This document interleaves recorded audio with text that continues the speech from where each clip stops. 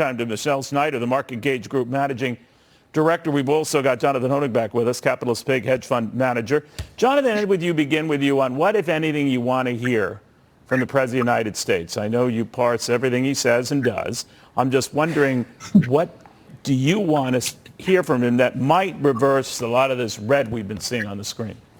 Well, Neil, he's talking about spending more, even though it's that proliferate government spending that caused the inflation in the first place. And it is destroying the markets. You know, this is the worst year for stocks and bonds in over 50 years. Even so-called safe government bonds, Neil, some of them are down 25% this year. And that is specifically due to the inflation. It's not just that costs go up, but that investment is destroyed. That's why over 65% of Americans already believe that we are in a recession.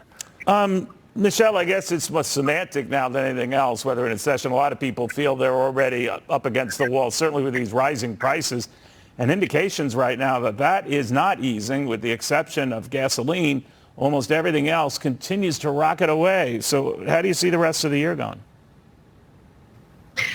Well, to pick up a little bit here on the recession conversation, it's really going to be a question of the soft landing or not soft landing if the Fed can pull it off, which of course is going to be very dependent on what happens with inflation.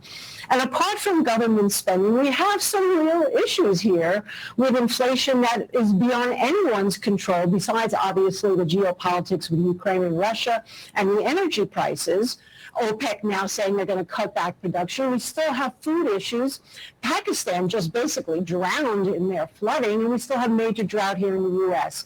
So really, I think it's going to be a dance between what happens, how aggressive the Fed needs to be at this point. Can we see any relief in prices? Obviously, we are already in housing. And then on that dance, can we actually have some economic improvement that at least prevents recession and keeps us more in stagnation, which of course, Neil, I'm going to say the word again, stagflation, which is really where I think we're at and could be for a while.